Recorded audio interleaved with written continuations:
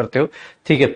जहां भी आपको लगता हो या जिस टीचर से या जिससे भी आप कनेक्टेड फील करते हो, बात करते हो, प्लीज उनको मैसेज करना है, आपको अपनी कमियां बतानी है या अपने घर वालों से बताना है। मैं बस 2-3 चीजें चाहता हूं इस बार से। देखो बेटा, सबसे ज्यादा टेस्ट देना इंपॉर्टेंट है।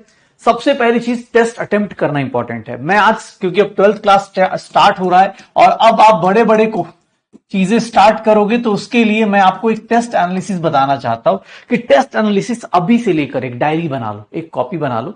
500 नंबर आ रहे, 300 आ रहे, 400 आ रहे, नहीं फर्क पड़ रहा भाई। 720 में 720 आ रहे। इस टाइम पर जो आपको सीखना है वो ये सीखना है कि भैया मैं कैसे करके क्या क्या करेक्शंस कर सकता हूं, ठीक है। तो टेस्ट एनालिसिस प्लीज थोड़ा सा एक बार ध्यान सुनिएगा आप सबसे, क्योंकि पहला मेजर टेस्ट हुआ है आपका, आगे 1 महीने बाद 15 दिन बाद फिर से होगा। प्लीज ट्राई कीजिएगा पहले कुछ बेसिक चीजों को एनालाइज करने की। कैसे एनालाइज करना है, एक कॉपी ले लीजिए, एक डायरी बना लीजिए, जहां पर आप ना बस ये लिखेंगे, ये देख लो, time taken to complete the paper. आप पूरे पेपर को कैसे, कितने टाइम में कंप्लीट करते हो ये बताओ, ठीक है। सर राइट क्वेश्चंस कितने हैं, right number of right questions कितने हुए, सर राइट क्वेश्चंस कितने हुए, राइट क्वेश्चन, ये पूरे पेपर का बता रहा हूं। राइट क्वेश्चंस कितने हुए, नंबर ऑफ रॉन्ग क्वेश्चंस कितने हुए, नंबर ऑफ रॉन्ग क्वेश्चंस कितने हुए। ये पूरे पेपर का एनालिसिस ऐसे होना चाहिए। ये एनालिसिस हो गया जो आप करोगे किसके लिए, तो ये करोगे आप फुल पेपर का, ये पूरे के पूरे पेपर का होगा। फिर ये फुल पेपर का होगा, फुल पेपर का होगा, ये पूरे के पूरे पेपर का आपको बताना है।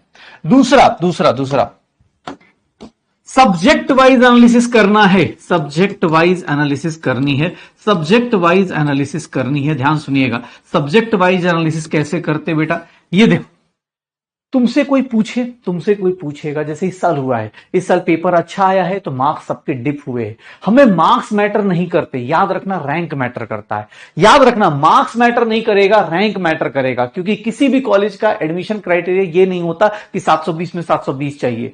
हर एक कॉलेज का क्राइटेरिया ये होता है कि बेटा आप मेरे कॉलेज तक इस रैंक तक लेके आ जाओ। तो भैया मुझे रैंक मैटर करता है, मार्क्स मैटर नहीं करता। लेकिन सर ऑब्वियस है, रैंक कहां से आएगी, मार्क्स के ऊपर। तो सब्जेक्ट वाइज एनालिसिस कैसे करनी है, देखना, मान लो ये सब्जेक्ट लिख दिया मैंने, सब्जेक्ट नेम लिख दिया, ये सब्जेक्ट नेम है। देखो बेटा आज फिर से स्टार्ट कर रहे तो कुछ नई चीजें सीखते। सब्जेक्ट नेम हो गया, सब्जेक्ट ये हो गया, ठीक है ना, सब्जेक्ट ये हो गया। सर यहां पर भी total number of right questions. अब तुम बोलोगे सर राइट क्वेश्चंस, इस सब्जेक्ट के कितने राइट हुए, ध्यान सुनना। फिर total number of wrong questions. आप ट्राई करना भाई साहब, ये मुझे शीट चाहिए, अगर मेरे शेयर कर पाओ तो मुझे शेयर कर देना, कहीं पर भी शेयर कर देना। मैं अपना इनपुट 1 दिन बाद दूं, 2 दिन बाद दूं, बट डे जरूर दूंगा, मिल जाएगा तो मैं पक्का बता दूंगा। ध्यान सुनना, हाँ ये सुनना, ये राइट क्वेश्चंस में भी क्या करना है सर, 100% कॉन्फिडेंस वाला।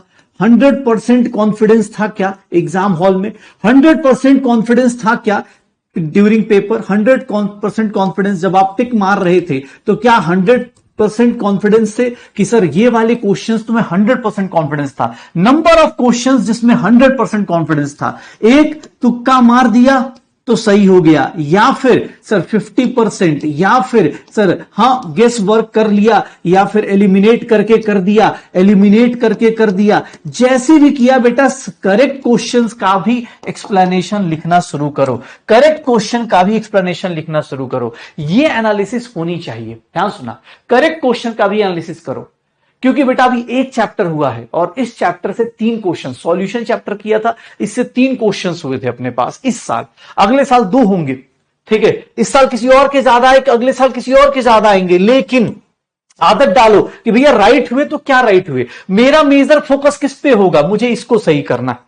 ये ज्यादा हो अच्छी बात है, कम होगा उसको चेक करेंगे, ठीक है पक्का। रॉन्ग क्वेश्चंस में भैया किस चीज की प्रॉब्लम हुई, रिवीजन के कारण, रिवीजन के प्रॉब्लम्स, रिवीजन प्रॉब्लम कितने गलत हुए, कॉन्सेप्चुअल कितने गलत हुए, कॉन्सेप्चुअल कितने गलत हुए, सर फॉर्मूले के कारण। रिवीजन का मतलब जैसे फॉर्मूला प्रॉब्लम, फॉर्मूला गलत लगा दिया, फॉर्मूला गलत लगा दिया। सर कॉन्सेप्चुअल प्रॉब्लम कितनी हुई, प्रैक्टिस, या फिर सर प्रैक्टिस की प्रॉब्लम का मतलब क्या होता है, प्रैक्टिस प्रॉब्लम का मतलब हो गया और time taken more to solve the problems, उसके कारण हुआ। सर मुझे ये दो चीजें हर एक सब्जेक्ट का चाहिए। आपसे मैं सब्जेक्ट वाइज और टोटल ऐसे एक पेपर बना लीजिए, ऐसे एक वो बना लो, कभी भी मिलेंगे अगर हम व्हाट्सएप पे या इस पे कभी मिलते हैं तो मुझे ये चाहिए आप सब लोगों से सब्जेक्ट वाइज ये चाहिए एनालिसिस, ताकि आप ना अपनी एक डायरी में ये चीजें मेंटेन करो। पूरे साल यही काम करना है, बस 2025 ही पढ़ाई करनी है, 2030। ठीक है, न्यूमेरिकल्स हार्ड थे तो बेटा उसमें प्रैक्टिस की कमी होगी, कुछ तो दिक्कत हो रही होगी। रॉन्ग क्वेश्चंस में क्यों रॉन्ग हुआ भाई? तुक्का से भी हो सकता है रॉन्ग हो रहा हो, तुक्का भी रॉन्ग हो रहा हो तुम्हारे, और अलग अलग टाइप की चीजें भी हो सकती है बेटा, ऐसा नहीं कि यही चार होंगे। बस आप ये देखो कितने रॉन्ग हुए कितने सही हुए, सब्जेक्ट वाइज एक एक चीज को उठा के देखो कि मैं किस तरह से रॉन्ग कर रहा हूं, किस तरह से राइट कर रहा हूं, और उसके आंसर्स निकालो।